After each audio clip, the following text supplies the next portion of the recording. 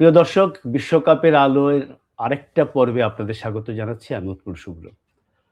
বিশ্বকাপ ফুটবল শুরু হওয়ার পর আমরা প্রতিদিন এই বিশ্বকাপের ম্যাচ নিয়ে, ম্যাচের বাইরের ঘটনা নিয়ে, সামনের কি আছে এটা নিয়ে আলাপ করি এবং প্রতিদিন যে একটা কথা বলি আমি যে, আলাপটা আসলে শুরু করি একটা কাঠামো বা একটা থিম চিন্তা করে। পরে আসলে আমরা একজন অতিথির সঙ্গে একটা গল্প করি, আড্ডা মারি। এবং সেটা সবসময় আমাদের যে মূল বিষয় সেটাতে থাকে না। আমার ধারণা আমরা সেটাই করতে চাই। এই অনুষ্ঠানটার ধরনটি আমরা সেটা রাখতে চাই। আজও সেটাই হবে। আজকে আমাদের আরেকটি নতুন পর্ব বিশ্বকাপের আলোয়।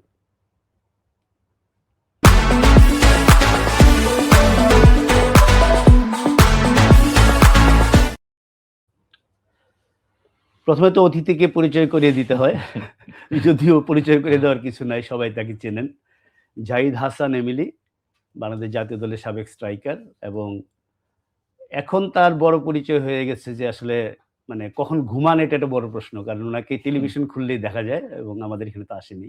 ধন্যবাদ এমিলি আপনাকে এখানে আসার জন্য। থ্যাংক ইউ হ্যাঁ, আপনাকে। যেটা বললাম যে এর আগে তো আপনি এখানে এসছেন, আমাদের জি, অনুষ্ঠানের ধরনটা জানেন। জি, যে আমাদের থিমটা আছে খুব ইন্টারেস্টিং। জি। তো থিমটা দিয়েছি আমি যে রোনালদো অতীত, মেসি ভবিষ্যৎ। দ্যাটস এখন গ্রেট। রোনালদো অতীত তো যে কেউ বুঝবে। ৪১ বছর বয়স হয়েছে। কালকে রাতে জি, স্পেনের কাছে হেরে পর্তুগাল বিদায় নিয়েছে।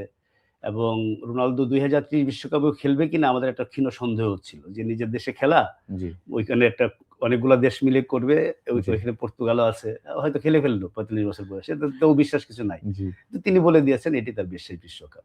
হুম, তো এটা অতীত আমরা বুঝলাম রোনালদো। এখন মেসি ভবিষ্যৎ ৩৯ বছর বয়স একটা মানুষ। জি। এই বিশ্বকাপে খেলবেন কিনা এটা নিয়ে ঘোর অনিশ্চয়তা ছিল। তাকে আমরা ভবিষ্যৎ বলছি কেন? তা আমি এই ধাঁধাতে আপনাকেও ফেলছি না, দর্শককেও ফেলছি না। তাকে ভবিষ্যৎ বলছি হচ্ছে যে ইমিডিয়েট ভবিষ্যৎ যেটা আজ রাত ১০ টায় রাইট। মেসির খেলা। আর্জেন্টিনা খেলবে মিশরের সঙ্গে। লাস্ট 16 এ কোয়ার্টার ফাইনালে ওঠার লড়াই। এটার কারণে মেসি ভবিষ্যৎ বলছি। আমি মোটেই বলছি না যে বিশ্ব ফুটবলের ভবিষ্যৎ মেসি, আমাদের তরুণ জি, তারকা জি, উঠে আসছেন এরকম না। জি, তো আমরা রোনালদো অতীত দিয়ে শুরু করি। একটা অধ্যায়ের শেষ হলো। রোনালদো ডোমেস্টিকে খেলবেন কি খেলবেন না সেটা পরের ব্যাপার। কিন্তু ওয়ার্ল্ড কাপ অধ্যায়, পর্তুগাল অধ্যায় এবং একটা বর্ণাঢ্য এবং ঘটনাবহুল অধ্যায়ের শেষ হলো। ম্যাচটা তো নিশ্চয়ই আপনি দেখেছেন। মানে ফাইনালি কি ওই রোনালদোর কান্না ভেজা মুখে মাঠ থেকে, এটা অবশ্য গত বছর আমরা দেখেছি গত ওয়ার্ল্ড কাপেও। জি। ওইটাই কি ফাইনাল চিত্র মনে গাঁথা হয়ে আছে খেলাটা দেখার পর? ধন্যবাদ আপনাকে আবারও।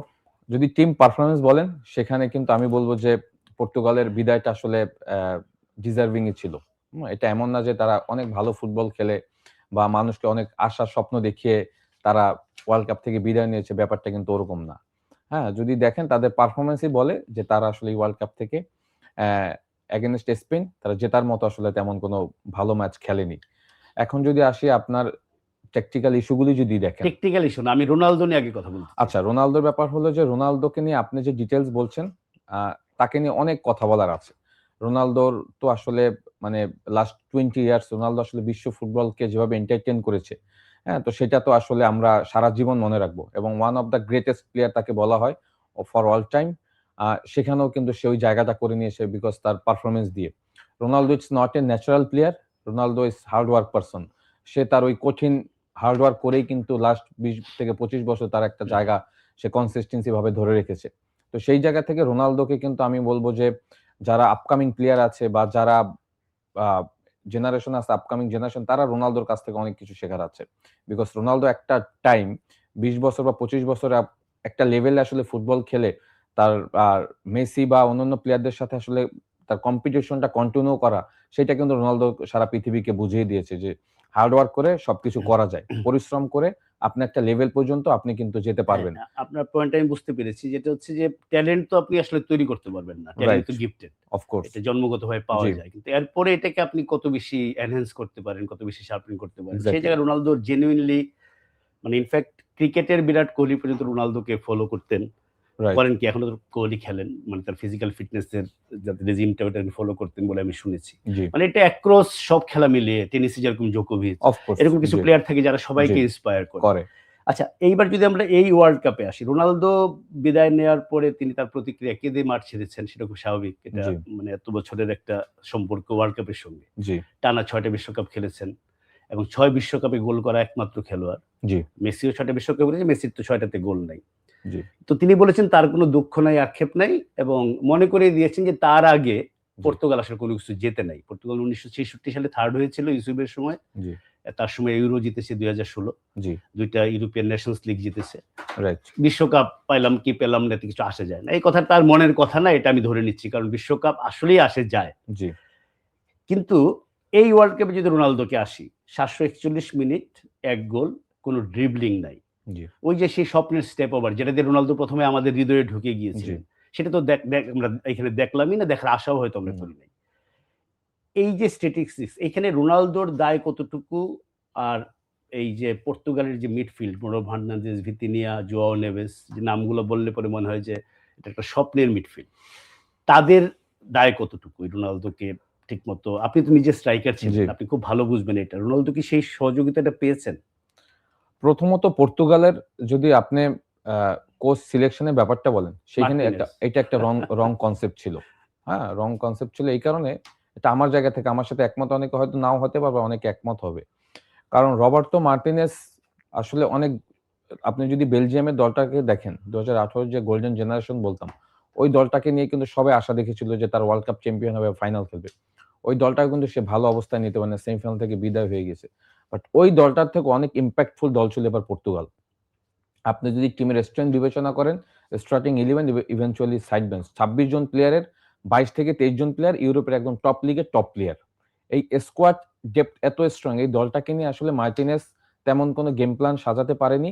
এটা থ্রু অফ দ্য টুর্নামেন্ট আমরা দেখেছি। ইভেনচুয়ালি আপনি যাদের কথা বলছেন যে মিডফিল্ড, আমার কাছে মনে হচ্ছে যদি এই মিডফিল্ড সবথেকে স্ট্রং মিডফিল্ড এই থ্রু অফ দ্য ওয়ার্ল্ড কাপে যে ৪৮ টা দল এসেছে, সবার থেকে বেস্ট মিডফিল্ডার নিয়ে পর্তুগাল দলটা এবার ওয়ার্ল্ড কাপে আসছিল। সেই মিডফিল্ডারদেরকেও সে অকেজো করে ফেলেছে। আমি যদি ভুল না করে থাকি, কারণ প্রত্যেকটা ম্যাচেই এই মিডফিল্ডারদেরকে আসলে কোন রকমের ডমিনেটিং ফুটবল তো খেলতেই দেখা যায়নি।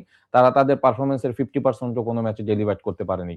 এখন আসি রোনালদোর ব্যাপারে। রোনালদোর যে স্ট্যাট আপনি দেখেছেন, এটা তো রোনালদোর সাথে কখনোই যায় না। হ্যাঁ? ৫ টা ম্যাচ খেলেছে, ৫ টা ম্যাচ খেলে সে মাত্র ১ টা গোল করেছে, সেটাও পেনাল্টিতে।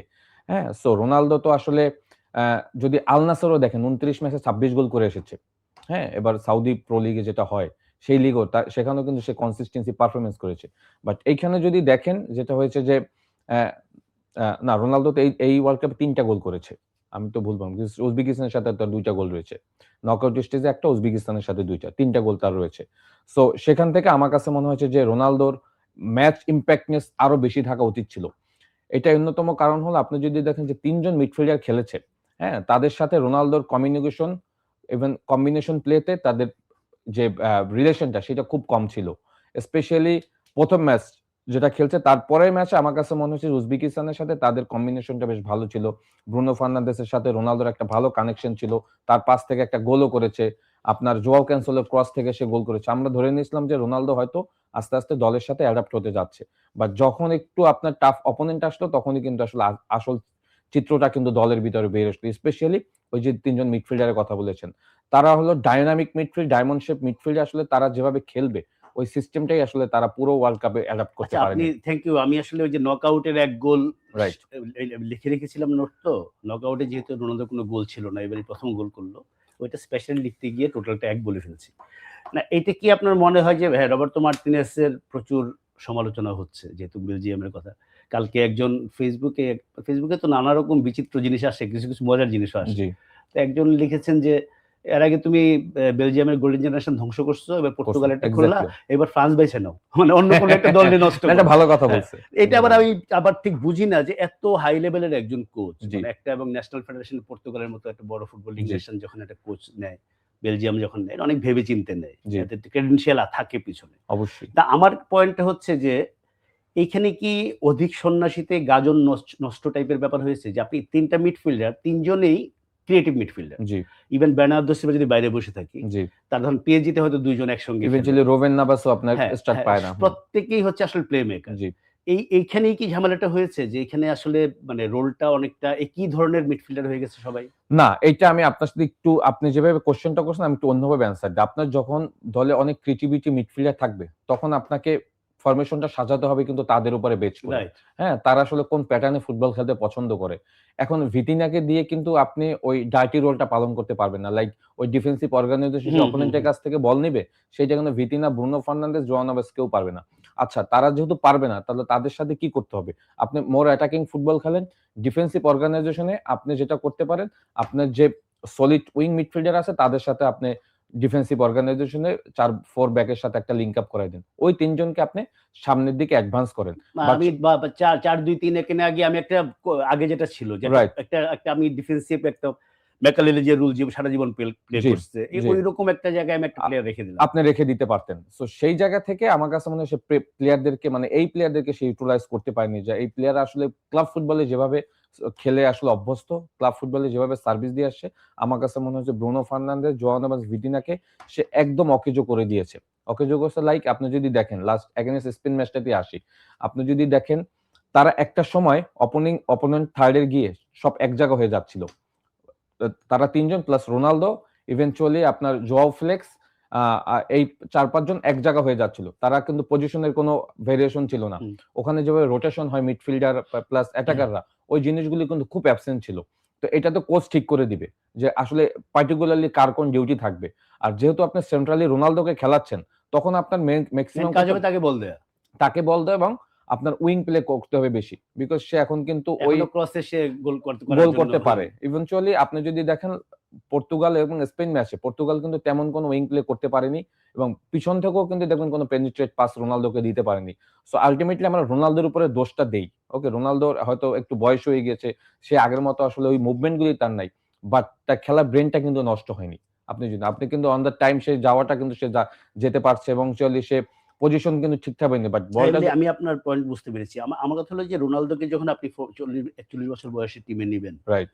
যে রোনালদোকে গত ওয়ার্ল্ড কাপে ফার্নান্দো সান্তোস একটা ম্যাচে স্টার্টিং 11 এ নেন নাই। দেয়নি, হ্যাঁ। এটা বিরল ঘটনা একটা। জি। কাতারের লুসাইল স্টেডিয়ামে রাইট। ওই দৃশ্য আমি জীবনে ভুলব না যে জি, সমর্থকরা সবাই রোনালদোর কাটআউট নিয়ে আসছে। মানে পর্তুগাল জি। মানেই তো রোনালদো। রোনালদো। নিয়ে আসছে কিন্তু রোনালদো বসে আছেন বেঞ্চে। জি। কাজেই তাকে নিয়ে তো একটা কোয়েশ্চেন মার্ক গত ওয়ার্ল্ড কাপে উঠে গিয়েছিল। তারপরে যখন আপনি তাকে নিবেন, তো তখন তো তার রোলটা একদমই ডেফিনিটিভ যে ১ম ম্যাচে যেটা নিয়ে সমালোচনা হয়েছে। জি। যে আপনি তাকে মানে একদম পিওর গোল স্কোরার হিসেবে নিবেন। হ্যাঁ। গোল স্কোরিং ক্যাপাবিলিটি নিয়ে তো মানে ফুটবল ইতিহাসেই তো খুব কম প্লেয়ার আছে এরকম রাইট। Goal scoring ability. জি। আপনার কাজ হচ্ছে তাকে সাপ্লাই দেয়া। সাপ্লাই দেওয়া এবং ঠিক। সেইটা যে হলো না, এটা নিয়ে নানা রকম তথ্য জি। বেরোচ্ছে যে টিমের মধ্যে মেসির জন্য যেমন পুরো আর্জেন্টিনা মনে আছে, হচ্ছে জি। মেসির জন্য খেলছে। হ্যাঁ, পর্তুগাল তাকে মনে হচ্ছে একটা বিচ্ছিন্ন দ্বীপ। বিচ্ছিন্ন এবং পর্তুগালের প্লেয়াররা মনে করছে রোনালদো তাদের জন্য বার্ডেন।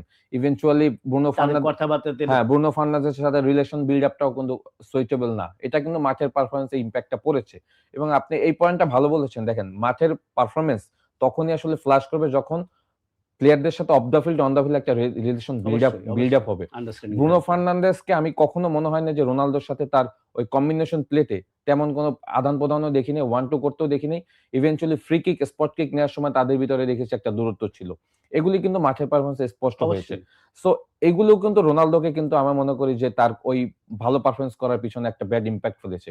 আরেকটা ব্যাপার হলো দেখেন রবার্তো মার্টিনেজের দেখেন সে এই ম্যাচটা যেটা করেছে, তার লাস্ট ম্যাচ যে ডিসাইডেড গোল যে করেছে, হ্যাঁ? Gonzalo Ramos against Croatia. আপনি যদি ওই ম্যাচটার কথা মনে থাকে, সে এই ম্যাচে তাকে কোনোভাবেই সে ইউজ করল না। হ্যাঁ, শুনলাম ম্যাচ শেষে উনি বলেছেন যে এক্সট্রা টাইমে গেলে তাকে নামাইতো। আচ্ছা, এক্সট্রা টাইমে যাবেন আপনি, ঠিক আছে। পর্তুগাল যে গেম প্ল্যান নিয়ে আসছে তারা মোটামুটি একটা এক্সিকিউশন করছিল। বাট যে গোলটা তারা কনসিড করেছে, আপনি যদি দেখেন সিমিলার গোল তারা কনসিড করেছে এগেইনস্ট ক্রোয়েশিয়া। আর্লি একটা থ্রো করছে পেরিসিচ, তারা ওখান থেকে গোল দিয়েছে। আপনি সেট পিসটা দেখেন, তারা কুইক সেট পিস করছে। রুবেন দিয়াস, তারপর হলো আপনার আ ভিয়েগা, তারপর হলো যারা ২ ফুল ব্যাক, তারা আসলে কোনো কনসেনট্রেটেড ছিল না। এই লেভেলে আসলে আপনি এগুলি কিভাবে করবেন? 90+1 মিনিটে সবাই দাঁড়িয়ে ছিল। ফারান তোরেস একটা বল ডেলিভারি দিয়েছে, ওখানে মরিনো এসে ফাঁকা জায়গায় গোল করে দিয়েছে। সো এইসব মোমেন্ট গুলি তো আপনাকে ধরে রাখতে হবে। মাত্র ৫ মিনিট খেলা আছে। সো এগুলি তো কোচের ট্যাকটিক্যাল ইস্যু। আপনার কোচের ইনফরমেশন কিন্তু দিতে হবে যে এই মোমেন্টে আমাদের কিন্তু কনসেনট্রেট হবে। ওই মুহূর্তে মানে মানে আপনার ফুল ব্যাক বলেন, ডিফেন্সিভ প্লেয়ার যারা আছে, জি। তাদেরকে অ্যালার্ট থাকতে হবে, মুভ করতে হবে। এটা কোচ বাড়ি থেকে বলে দিবে এই লেভেলে? কোচ ডেফিনিটলি একটা ইনফরমেশন দিবে যে ক্রুশাল কিন্তু টাইম আছে ফুটবলের জন্য। সেটা কি এই লেভেলের প্লেয়ারদের তো ডেফিনিটলি প্লেয়াররা তো প্রফেশনাল প্লেয়াররা এই লেভেলে কি জানে না এটা? ১ম এ তো প্লেয়াররা মিস্টেক করেছেই। আপনি যখন সাবস্টিটিউট মানে আমার মনে হচ্ছে আপনি মার্টিনেজের উপরে বেশি হার্শ হচ্ছেন। মার্টিনেজের আসলে যে স্কোয়াডটা নিয়ে যে আসলে যে হ্যাঁ, সেটা আমি বুঝতে পেরেছি যে এইটার অ্যাকসেপ্টেবল না। আমি অ্যাকসেপ্টেবল না। মানে আমি খুব আসলে এই পর্তুগাল দলটা কিন্তু অনেক আশাবাদী ছিলাম এবং সেই জন্য উনি আসলে দায় স্বীকার করে পদত্যাগ পদত্যাগ করেছেন, যে করেছেন। উনাকে আমাদের মাফ করে দেওয়া ভালো। যেহেতু না, উনি পদত্যাগ করেছেন, ওনার একটা কারণ আছে পদত্যাগের, বিকজ উনি আল নাসরে জয়েন করবেন। করবেন, হ্যাঁ ঠিক আছে। এখন যে আমার পয়েন্ট হচ্ছে যে ঠিক আছে, মার্টিনেজের কোচ ফাইনালি তো ফুটবলটা দল ব্যর্থ হলে কোচ পদত্যাগ করে কেন? কারণ ফাইনালি এটা কোচের খেলা। রাইট। ক্রিকেট যেমন আমরা বলি যে ক্যাপ্টেনের খেলা, এখানে মোর কোচের খেলা। ইভেনচুয়ালি এই ওয়ার্ল্ড কাপে অনেক কোচ কিন্তু এরকম অনেক খেলা দেখিয়েছে। আপনি যদি খেলা দেখেন, দেখিয়েছে আপনি এবং বেলজিয়ামের কোচের কথাই বলেন। রুডি গার্সিয়া সেনেগালের সাথে ২ গোলে পিছিয়ে পড়ে তার ট্যাকটিক্যাল কিছু চেঞ্জের কারণে কিন্তু সে ম্যাচ বের করে অবশ্যই, নিয়েছে। অবশ্যই। ফুটবল আপনি তো যদি কঙ্গোর সাথে ইংল্যান্ডের ম্যাচ দেখেন, হ্যাঁ, ৬০-৬৫ মিনিট পর্যন্ত আপনার ১ গোলে পিছিয়ে। তখন থমাস টুলের সাবস্টিটিউশন। সাবস্টিটিউশন তার খেলা বের করে না, নিল। এটা তো ডেফিনিটলি কোচের। আমি বলতেছি যে একদম বেসিক যে টেকনিক্যাল জিনিসগুলো, রাইট। সেগুলো তো আসলে মাঠে প্লেয়ারদের এক্সিকিউট করতে অবশ্যই পারে ওটা তো পারে। প্লেয়াররা এবং এইটাও হয়তো যদি কোচ দলের মধ্যে ওই হারমোনিটা তৈরি করতে না পারে, এক্সাক্টলি দল হিসেবে খেলার একটা মানসিকতা তৈরি না করতে পারে, রাইট তখন এইসব ছোটখাটো ভুল হয়তো বেশি হয়। হয়। হ্যাঁ, আর এই ভুলগুলি কিন্তু এই ওয়ার্ল্ড কাপ স্টেজে কেউ একদম কনসিডার করবে না। পানিশ করবি। একদম পানিশ করবে এবং ব্যাক টু ব্যাক ২ টা ম্যাচে সেম পানিশ তারা পেয়েছে। ইভেনচুয়ালি তার ওয়ার্ল্ড কাপ থেকে বিদায় হয়ে নিচ্ছে। বাট এই দলটার কিন্তু স্ট্রেংথ ছিল এই স্পেনকে হারানোর। এই পর্তুগাল দলটার যদি আপনি স্ট্রেংথ দেখেন, একমাত্র পর্তুগাল দলকে আমার মনে হয়েছে যে স্পেন বা ফ্রান্সকে হারানোর মতো যদি কোন দলের স্ট্রেংথ থাকে, দ্যাটস পর্তুগাল। না, এটা ডিসঅ্যাপয়েন্টিং, কারণ এই ওয়ার্ল্ড কাপের আগে এই পর্তুগালকে নিয়ে অনেক ২০০৬ এর গোল্ডেন জেনারেশন যেটা বলা হয়, লুইস, রাইট, যেমন ফিগো ছিল। ফিগো খেলতো ৭ নম্বর। মানে মেসি রাইট। এই পরে রোনালদো তার জার্সিটা নিল। রোনালদো তখন ১৭। না, আমার কাছে মনে হয় ওই ১৭ স্কোয়াডটা থেকে এই স্কোয়াডের ডেপথ অনেক বেশি এটা আমি স্ট্রং। বলছি যে রাইট, ওই গোল্ডেন জেনারেশন যেটা বলা হয়, প্রবাবলি এইবার আরো বেশি বেশি। চ্যাম্পিয়ন ম্যাটেরিয়াল ছিল। রাইট, তো আমরা এখান থেকে সরে যাব। আমি জাস্ট স্পেন পর্তুগাল নিয়ে একটা লাস্ট লাইন বলে যে আমার কাছে মনে হচ্ছে টিপিক্যাল নকআউট রাউন্ডে যে ধরনের ম্যাচ হয়, জি, খুব এই ২ দল খুব নিট খেলা। প্যারাগুয়ে ম্যাচ দেখার পরে তো সব ম্যাচ এখন খুব পরিষ্কার লাগে, জি। ভালো লাগে। প্যারাগুয়েতে একটা যাতা ছিল, ফ্রান্স প্যারাগুয়ে। তো এত নিট খেলা হয়েছে, পরিচ্ছন্ন খেলা হয়েছে, মানে একেবারে ক্লাসের ফার্স্ট বয়, চুল-টুল জি, আঁচড়াইয়া, হাতের বোতাম-টোতাম লাগিয়ে রাইট। ভদ্র একটা খেলা। খেলা কিন্তু ইনটেনসিটিটা পাই নাই। পাই নাই। মানে স্লো যেটা টেম্পোতে খেলা হইছে। রাইট। কিছুটা হয়তো নকআউট কারণেই কিনা হুম। যে একটু সেফ থাকা, মানে ওইভাবেই খেলাটা ঠিক মানে যে আশাটা ছিল সেটা হয় না, পর্তুগাল কিন্তু যে গেম প্ল্যান নিয়ে আসছিল, তারা মোটামুটি সেইটার দিকে এক্সিকিউশন করছিল। যেটা আপনি বললেন যে 120 মিনিটসে তারা যেতে চাচ্ছিল। তারা চাচ্ছিল ১ম ৯০ মিনিটসে তারা কোন গোল কনসিড করবে না। ইভেনচুয়ালি স্পেনের যে গোল স্কোরিং এর চ্যানেলগুলি, সেগুলি বেশ ভালোভাবে কিন্তু বন্ধ আটকে করছে। রেখেছিল। হ্যাঁ, ওই বেশ ক্লিয়ার ভালো। চান্স তো তৈরি হ্যাঁ, হয়নি তেমন। হাফ চান্স পকেট গুলি যে স্কোরিং চ্যানেলগুলি, সেগুলি বেশ ভালো বন্ধ করছিল। লামিন ইয়ামালের একটা সুযোগ আর ড্যানি অলমোর একটা সুযোগ ছাড়া কিন্তু বড় কোনো সুযোগ তৈরি করতে পারেনি। বাট যেটা হয় যে ওই এন্ড অফ দ্য ম্যাচ ওই কনসেনট্রেট লেভেল যদি এই প্লেয়াররা না রাখতে পারে, বিকজ সেট পিসটা নিয়ে আমি খুবই হতাশ। আমি সেট বুঝতে পিসটা পেরেছি। বারবার দেখেছি যে ডিফেন্সিভ অর্গানাইজেশন সবাই দাঁড়িয়ে আছে। হ্যাঁ, মোরনে একদম ফ্রি রান করে ওখান থেকে গোলটা বেসিক, করেছে। একদম বেসিক জিনিস। বেসিক জিনিস। এই ধরনের মিস্টেক তো আপনি কেউ কনসিডার করবে না। সো কোচের কথা আমি এভাবে বলছি যে কোচ যদি সেট পিস ডিফেন্ডিং এর সময় প্লেয়ারদেরকে যদি সে একনলেজ না করে, হ্যাঁ, তখন কিন্তু আপনার অপোনেন্ট আপনাকে পানিশ করবেই। সো এটা তো কোচের প্ল্যানের খেলা। সো কোচ কিন্তু তখন বারবার তাকে বলা উচিত ছিল যে আমরা এখন খেলার শেষের দিকে, এই সময় কিন্তু এই মিস্টেক গুলি করা যাবে না।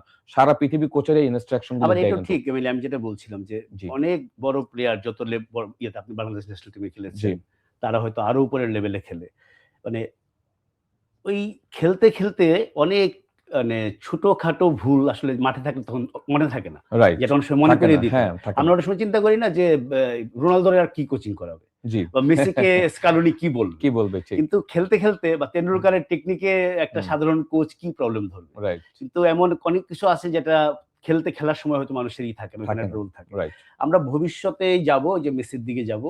এর আগে অতীতের আরেকটা অংশ শেষ করে নেই। সকালবেলা আরেকটা খেলা ছিল বেলজিয়াম এবং ইউএসএ, এবং ৪-১ জিতেছে বেলজিয়াম। খুব এক্সপেক্টেড, এটাই হওয়ার কথা। কিন্তু এইখানে আসলে খেলার রেজাল্টটা মুখ্য না। এই খেলার ম্যান অফ না, দ্য এটা এক্সপেক্টেড হওয়ার কথা। এটা আমি আসলে আপনি ভাবেন নাই? আপনার সাথে ডিফেন্ড করি। আমি এটা কখনোই আপনি ভাবি নাই। ভেবেছিলেন যে ইউএসএ আমি চান্স আছে? ইউএসএ কে অনেক আগিয়ে রাখছিলাম এবং ইউএসএ আসলে যে এক্সাইটিং ফুটবল এবার ওয়ার্ল্ড কাপে দেখিয়েছিল এবং শুরুটা যদি দেখেন, প্যারাগুয়ে তারা ৪ গোল দিয়েছে। তারা যেভাবে হাই প্রেস করছে, তাদের প্লেয়াররা যেভাবে আসলে পারফরম্যান্স দেখাচ্ছে, ওই জায়গা থেকে আমি আজকের ম্যাচে কিন্তু ভাবি নাই যে আচ্ছা, আচ্ছা। এই দলটা এইভাবে বিধ্বস্ত আমার হবে। একটা কারণ হতে পারে যে এই ম্যাচের তো আসলে ম্যান অফ দ্য ম্যাচ হচ্ছে ডোনাল্ড ট্রাম্প। তো যে কারণে আমি ভাবছিলাম যে আজকের ম্যাচে আবার একটা কন্ট্রোভার্সি হলে পরে পুরো ওয়ার্ল্ড কাপটা, এবং যেটা হয়েছে জি, যে বালোগান আপনার বসনিয়া হুম, হার্জেগোভিনার সঙ্গে লাল কার্ড পেলেন। জি, পরের ম্যাচে অটোমেটিক্যালি হুম, সাসপেন্ড হয়ে যাবেন তিনি। জি, এবং সেটা ফিফা প্রেসিডেন্টকে আমেরিকার প্রেসিডেন্ট ফোন করলেন। এগুলো আমরা দুষ্টামি করে বলি। জি, আমরা অনেক সময় দুষ্টামি করে বলি প্রাইম মিনিস্টার ফোন করলে কি বাংলাদেশের এটা হয়ে যাবে না, যে রাইট, এটা রাইট। ইন্টারন্যাশনাল কিছু। জি, জি। এটা যে বাস্তবে এটা হতে হবে। পারে, হুম, আমার কাছে এটা অবিশ্বাস্য লেগেছে। এবং সেটা ডোনাল্ড ট্রাম্প খুব গর্ব করে বলছেন, হ্যাঁ আমি জিয়ানিকে ফোন করেছিলাম, আমি খুব ভালো খেলা বুঝি, হুম, এটা কেমনে হবে, এটা ফাউলই ছিল না। রাইট। মানে এটা কি আসলে শুনে বা দেখেও বিশ্বাস হতে চায় এটা হতে পারে? এবং এটা আমি আরেকটু যোগ করি যে ক্রিকেট এসে পড়ে যে আইসিসিতে এরকম উল্টাপাল্টা বহু কিছু হয়। জি। আমরা বলি এটা ইন্ডিয়া কন্ট্রোল করে, এই করে, সে করে। তখন আমরা বলি যে ফিফা হলে তো জীবনে এটা পারত না। কিন্তু এখন তো ফিফাও তো দেখি আইসিসি হয়ে যাচ্ছে। না, এইটা যেভাবে আপনি বলছেন আমার আর বলার কিছু নেই। এটা আনএক্সপেক্টেড। এইটা কোনোভাবেই ওয়ার্ল্ড কাপ স্টেজে এইটা আসলে কোনোভাবেই কোন সম্ভব। স্টেজেই তো হয়। এটা কোনো স্টেজে নেই। ইভেনচুয়ালি একটা ঘরোয়া ফুটবলের লিগেও তো এটা কোনোদিন এইটা কেউ কনসিডার করবে না আপনাকে। ইভেনচুয়ালি এটা রেড কার্ড খাওয়ার ৪-৫ দিন পরে এসে। হ্যাঁ? এটা এমন না যে পরের দিন থেকেই অ্যাপিলটা হয়েছে বা ইউএসএ চেয়েছে তাদের মেইন প্লেয়ার স্ট্রাইকারকে তাদের দলে লাগবে। অ্যা ডোনাল্ড বা ট্রাম্প একটা টেকনিক্যাল কমিটি রিভিউ করে মনে হয়েছে না রাইট, এটা সিরিয়াস একটা মিস্টেক হয়েছে। এক্সাক্টলি। নকআউট স্টেজে এই প্লেয়ারটা বাদ যাচ্ছে, এটা অন্যায় হচ্ছে। সেটা ডিফারেন্ট। ডিফারেন্ট। ইভেনচুয়ালি বেলজিয়ামও কিন্তু এটার এগেইনস্ট এ কিন্তু আপনি জানেন যে তারা অ্যাপিল করেছে। তাদের অ্যাপিল খারিজ করে দিয়েছে। সো এইটা কোন অ্যাঙ্গেল থেকে আসলে এটা ফিফা করেছে এবং ফিফা তো আমার কাছে মনে হয় যে ইনফান্টিনোর সাথে আপনার ডোনাল্ড ট্রাম্প একটা বিশাল রিলেশন আছে। ওই জায়গা থেকে হয়তো সে এইটাকে কনসিডার করে। বাট এটা একদমই এই ওয়ার্ল্ড কাপ স্টেজে ফিফা এই শান্তি পুরস্কার দিয়ে শুরু হয়েছে যেটা। রাইট এটা তো কোনোভাবেই এটা এবং ঠিক হয়নি কাজটি। ইয়র্গেন ক্লপ খুব ভালো কথা বলেছেন। জি। যে এই ২ টা লোক যারা কোন ফুটবল বুঝে না, ওরা ফুটবল নিয়ে এসব করতেছে। ঠিক। এটা ভালো কথা বলছে। ইনফ্যান্টিনো তো আসলে ফুটবলের মানে কোন দিক থেকে ভালো করছে I don't know যেটা ৩২ থেকে সে ৪৮ টা দলে নিয়ে গেছে। বাট সেটাও হয়তো অনেকে মেনে নিয়েছে। এরপরে সে ৬৪ দল নিয়ে ওয়ার্ল্ড কাপ করার চিন্তা করছে।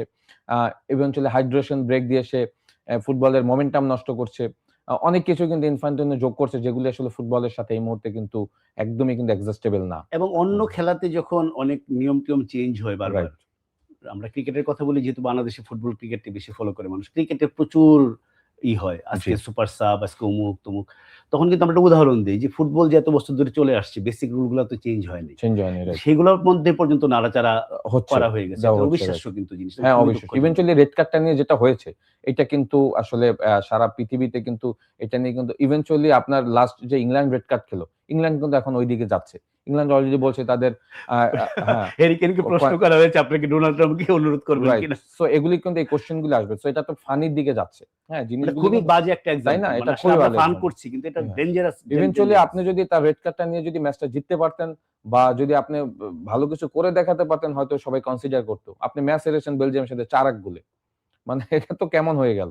সো এটা আমি আসলে এজ এ প্লেয়ার যদি বলেন আমি আমার জায়গা থেকে এটাকে আমি খুব ভালোভাবে নেইনি। এবার তাহলে আমরা ভবিষ্যতের দিকে তাকাই। অতীত অনেক হলো। জি, ভবিষ্যৎ হচ্ছে রাত ১০ টায় লিওনেল মেসি। আমরা আজকে হেডিং করেছি আজ মেসি বনাম সালাহ। দেখলাম সব পত্রিকায় এই লাইনেই গেছে। জি। যদিও এটা কেমন শোনায় যে মেসি হচ্ছে অল টাইম গ্রেটদের একজন। অল টাইম গ্রেট কিনা আবার সে আলোচনা অল টাইম গ্রেট কিনা সে আলোচনা হতে পারে। নিশ্চয়ই অনেকের মতেই অল টাইম গ্রেট। তো সালাহ আফ্রিকার গ্রেট। আফ্রিকা অবশ্যই। মহাদেশের প্রোডিউস করা greatest player, no doubt about that. তারপরেও ২ দলের যেহেতু তারা মেইন সেন্টার, আমরা আফ্রিকা মানে মিশর বলতেই সালাহ বুঝি, জি, আর্জেন্টিনা বলতেই মেসি বুঝি। যে কারণে আমরা এই জিনিসটা মুখোমুখি দাঁড় করিয়ে দিয়েছি এবং রাউন্ড অফ 16 এবং it will be tough match. মানে অবশ্যই। যেটা আর্জেন্টিনার কোচ তো বলবেই দলকে এলার্ট করার জন্য। জি। হুসাম হাসানও এটা বলেছেন যে আর্জেন্টিনা খুব ভালো দল, ডিফেন্ডিং চ্যাম্পিয়ন। এগুলো তো বলার কিছু নাই। তাদের দলে একজন সর্বকালের সেরা ফুটবলার না আছেন। সালাহ না বলে উনি বলছেন যে we have no fear attitude. Right. আমরা কোনো ভয় নিয়ে যাচ্ছি না। জি, এবং এসব ম্যাচে যেটা হয় আমি আপনাকে আপনার কথাগুলাই আমি বলে দিচ্ছি একটু ১ মিনিট। জি। সেটা হচ্ছে যে ফাইনালি তো Argentina has everything to lose. মিশর তো এখানে মানে কিচ্ছু তাদের তো নাই। হারলে কিছু কি নেই। হবে? কিছুই হবে না। কিন্তু আর্জেন্টিনা হারলে তো তাদের জন্য একটা বিরাট ব্যাপার। রাইট। এই ম্যাচটা আসলে আর্জেন্টিনার জন্য কতখানি ভাইটাল? আর্জেন্টিনা সরি আসলে আমি প্রশ্নই ভুল করছি। ভাইটাল তো নকআউট ম্যাচ তো সবই ভাইটাল। সবাই ভাইটাল। আর্জেন্টিনা আসলে বড় একটা শিক্ষা কিন্তু কেপ ভার্দের সাথে পেয়ে গিয়েছে। ঠিক। হুম? আপনি যদি ওই ম্যাচটা দেখেন, আর্জেন্টিনা আসলে ওই ম্যাচ থেকে কি শিক্ষা নিবে? আমি যদি ৫ টা পয়েন্টে বলি। এক যে হলো যে ১ নাম্বার যদি দেখেন যে তাদের ডিফেন্সিভ অর্গানাইজেশন এ যে ১ম যে গোলটা তারা কনসিড করেছে, আপনি যদি একটু যদি খেয়াল করেন, বড় একটা ভুল ছিল। সেকেন্ডলি হলো যে তাদের মিডফিল্ড। আমার কাছে মনে হচ্ছে লাস্ট ওয়ার্ল্ড কাপের মিডফিল্ডের থেকে সেম প্যাটার্ন, সেম প্লেয়াররাই খেলছে। বাট তাদের organization is very poor. Third যদি দেখেন, আর্জেন্টিনার সবথেকে বড় ডিসঅ্যাডভান্টেজ হলো তারা ওই ম্যাচে প্রপার তেমন কোনো ক্লিয়ার চান্স তৈরি করতে পারেনি। আপনি যদি কেপ ভার্দের সাথে দেখেন। সো ফোর্থ যদি বলি আমি বলবো যে তাদের মেসির বাইরে তাদের ম্যাচ উইনিং প্লেয়ার এখনো আমি খুঁজে পাইনি। আর ফিফথ হলো যে এখন পর্যন্ত ডিফেন্সিভ মিডফিল্ড এবং অ্যাটাকারদের ভিতরে লাস্ট ওয়ার্ল্ড কাপের যে কম্বিনেশনটা ছিল সেটা হয়নি। থ্রু আপ দ্য টুর্নামেন্ট এখন পর্যন্ত ওই সেটআপের ফুটবল ম্যাচটা আমরা দেখতে পাইনি। সো এইগুলি কিন্তু আজকে ম্যানেজ করে আসতে হবে এবং আপনি যেটা বলছেন যে ইজিপ্টকে কিন্তু কোনোভাবেই এখানে মানে একটু হলেও যদি ছোট করেন আপনি ম্যাচটা কিন্তু আপনি ওইখানে আপনাকে একটা পানিশমেন্ট পেতে হবে। বিকজ আর্জেন্টিনার এই মুহূর্তে সবথেকে বড় ল্যাকিংস যেটা হলো তাদের যে ৩ জন মিডফিল্ডার খেলে এনজো ফার্নান্দেস, ম্যাকেলিস্টার এবং Rodrigo De Paul, they have no combination. তারা মিডফিল্ডের আসলে একদম ছন্নছাড়া অবস্থায় রয়েছে। তারা ডায়মন্ড শেপও খেলছে না, তারা প্যারালালও খেলছে না, ইভেনচুয়ালি 4-2-3-1 ফরমেশনে দুজন পিভটও খেলছে না যে একজন অ্যাটাকিং মিডফিল্ডার, এরকম কোনো মিডফিল্ডে কোনো সিস্টেম ছাড়া তারা খেলছে, যার কারণে অ্যাটাকিং থার্ডে দেখবেন যে বড় ধরনের কোনো চান্স তৈরি হচ্ছে না। মেসির ওই একক কৃতিত্বের কারণে পার পেয়ে যাচ্ছে। ইভেনচুয়ালি লাস্ট যখন স্ট্রাগল করছিল গোল স্কোরিং এর জায়গাতে, দেখেন মেসি আসলে সব চ্যানেলগুলি চেষ্টা করেছে গোল করার জন্য, খালি থার্ড ম্যান রানটা বন্ধ ছিল, সেইটা করে সে ওইখান থেকে গোলটা করেছে, যেটা লিয়াসান্দ্রো মার্টিনেজ তাকে পাস দিয়েছে। সো এগুলি কিন্তু প্রত্যেকদিন হবে না। আপনাকে কিন্তু অপোনেন্ট আপনার টিমের বেস্ট প্লেয়ারকে কিন্তু আজকে অবশ্যই আপনার ইজিপ্টের একটা গেম প্ল্যানে বড় অংশ থাকবে Lionel Messi, definitely Lionel Messi থাকবে। তার হয়তো ডাবল ডিফেন্ডিং করবে, আইদার তার গোলের স্কোরিং চ্যানেলগুলি বন্ধ করবে, আইদার তাকে কোনো না কোনো ভাবে পকেট করার চেষ্টা করবে। বা সেইটা আপনি প্ল্যান বি তে কি করবেন? লাউতারো মার্টিনেজ বা আলভারেজ যারাই খেলবে তারা কি ওই জায়গাগুলিতে ওই অপরচুনিটি গুলি তৈরি করতে পারবে কিনা?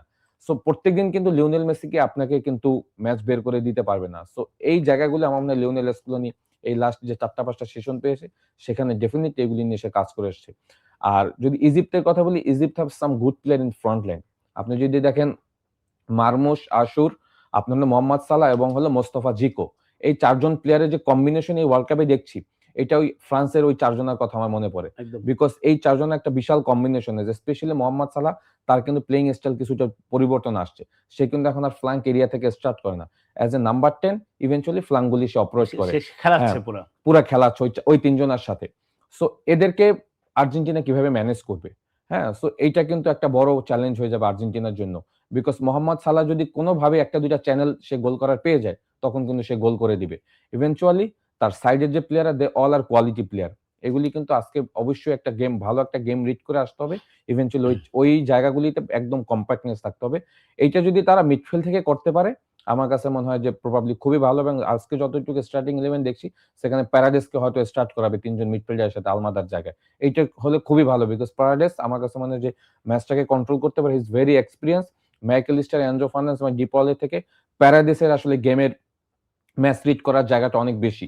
সো এইটা আমার মনে হয় যে স্কুলাইন একটা ভালো ডিসিশন নিয়েছে। যদি এই ৪ জন মিডফিল্ডার স্টার্ট করে সেখানে হয়তো আমার কাছে মনে হয় যে কিছুটা হলেও ডমিনেট করতে পারবে আর্জেন্টিনা। আপনি যেটা বললেন এটা তো পুরোপুরি মানে কি বলবো, আমার একমত হতে বলতে কেমন লাগছে, যেটা একমত না হওয়ার কি আছে, আপনি যেটা বললেন সবই ঠিক আছে। আমার একটা পয়েন্ট খালি মনে হয়, একটা হলো যে যেটা বললেন আপনি যে মেসি মতো একটা প্লেয়ার টিমে থাকলে মানে একটা ম্যাচ আপনি কিচ্ছু পারছেন না, তারপরে একটা মোমেন্ট অফ ম্যাজিকে আপনি জিতে যাচ্ছেন। জি, এটা প্রতিদিন হবে না বলছি, প্রতিদিনই হচ্ছে। লাস্ট ৫টা ম্যাচে সেটাই হচ্ছে এবং টানা ৮ ম্যাচে ওয়ার্ল্ড কাপে গোল করছে। এবং মেসি কি করতে পারেন কি করতে পারেন না এটা ধরেন কোনো একটা ওপেন বুক, সবাই জানে, মানে আমরাই জানি আর কোচরা তো জানে। কিন্তু তারপরেও কোনো না কোনো ভাবে মেসি হয়ে যায়। তো আজকে রাতটা কি আপনি এইরকম কিছু এক্সপেক্ট করছেন যে এখন তো স্ট্রিকটা আরো আস্তে আস্তে বাড়ছে ওয়ার্ল্ড কাপে? গত ওয়ার্ল্ড কাপের মতো না। গত ওয়ার্ল্ড কাপে ধরেন আর্জেন্টিনার সৌদি আরবের সঙ্গে হারার পর প্রতিটা ম্যাচই নকআউট ম্যাচ ছিল। এইবার যেহেতু গ্রুপটা খুব হেসে খেলে পার হয়েছে, ফার্স্ট টাইম অনেক বছর পরে আর্জেন্টিনা গ্রুপে এত ইজিলি পার হলো। এখন তো নকআউট, মারো নয় মরো, হারলেই বিদায়। এবং চোখের সামনে আছে নরওয়ে, ব্রাজিল, কি হলো। তো আজকেও কি আপনি আপনার মানে জাস্ট মন কি বলছে যে আজকেও কি মেসির আরেকটা ম্যাজিক আমরা দেখবো নাকি ইট উইল বি ডিফিকাল্ট হবে? মানে এই যে মিশরে যে অর্গানাইজ ব্যাপারটা বললেন, মেসির ব্যাপারটা হলো Messi is very unpredictable player. আপনি মেসিকে যেভাবেই গেম প্ল্যান দিয়ে আটকাতে চান না কেন, সে অন্য এমন একটা প্ল্যান করবে যেটা কেউ চিন্তাও করেনি, সত্যি কথা। তো সেই জায়গা থেকে মেসি ডেফিনিটলি তো একটা বড় অংশ থাকবে অপোনেন্টের গেম প্ল্যানের। বাট যেটা হয় মেসি কিন্তু তার খেলার প্যাটার্ন অনেকটা চেঞ্জ করে ফেলছে। সে এখন হয়তো হাই প্রেসিং করে না বা মিডফিল্ডারদের সাথেও তার তেমন কোনো লিঙ্ক আপ নেই। সে যেটা করে সে এনার্জিটাকে কিপ করে ওই ১টা ২টা মোমেন্টের জন্য সে ওয়েট করে গোল করার জন্য। সেই মোমেন্টগুলিতে সে পুরো এনার্জিটা সে ওইখানে ডেলিভার করে। সো সেই জায়গা থেকে মেসি তো ডেফিনেটলি ওই ধরনের কিছু মোমেন্টস আজকের জন্য চাবে। ইভেনচুয়ালি আপনি যেটা বলছেন আজকের ম্যাচও আমার কাছে মনে হয়েছে যে মেসি মোমেন্টস হতে পারে ফর আর্জেন্টিনা। বাট সেটা না হলেও আমার কাছে মনে হয় যে প্ল্যান বি কনফার্ম থাকা উচিত। থাকা উচিত আর্জেন্টিনার জন্য, আদারওয়াইজ ভেরি ডিফিকাল্ট বিকজ কেপ ভার্দের সাথে কিন্তু মেসিকে 120 মিনিট খেলতে হয়েছে ম্যাচটা জিতানোর জন্য। মেসি 120 মিনিট খেলার তো কথা না, হ্যাঁ? সো সেইখান থেকে সেইটা যেন না হয় যে মেসির উপরে অতি বেশি প্রেশার না দিয়ে মেসিকে রিলিফ করে যদি আপনারা ম্যাচটা খেলতে পারেন, মেসি কিন্তু আপনাকে ডেলিভার করবেই। সো মেসিকে রিলিফ রাখতে হবে। মেসি কিন্তু যদি আপনি খুব ডিপেন্ডেন্ট হয়ে যায় পুরো টিম, তখন কিন্তু এটা ইজ ভেরি ডিফিকাল্ট। হ্যাঁ? সো এর বাইরে থেকেও আমি বলব যে প্যারাদেস বা যারাই থাকবে তাদেরকে দায়িত্ব নিতে হবে এই ম্যাচটাতে। তো ঠিক আছে Emily, thank you very much. এই আর্জেন্টিনার ম্যাচটা একটু আরামেই দেখতে পারবে বাংলাদেশের মানুষ। কারণ রাত ১০টায় খেলা। আপনাদের নিশ্চয়ই আর্জেন্টিনার খেলা দেখার জন্য ভোরবেলায় বা সকালবেলায় উঠতে হয়েছে এর আগে। আর আজকে রাত ২টাতেই আবার খেলা আছে একটা Colombia, Switzerland, South America, European ২ মহাদেশের ২ দল এবং আর্জেন্টিনার পরবর্তী প্রতিপক্ষ হবে তারা। তো সেই ম্যাচটা নিয়ে এত বিস্তারিত আজকে আমরা আলোচনা না করি। ম্যাচটা যেটা ঘটবে আর্জেন্টিনা মিশর ম্যাচের জয়ীর সঙ্গে তারা খেলবে সেটা নিয়ে আমরা কালকে আলোচনা করব। আজ এ পর্যন্তই। আপনারা সুস্থ থাকবেন, ভালো থাকবেন।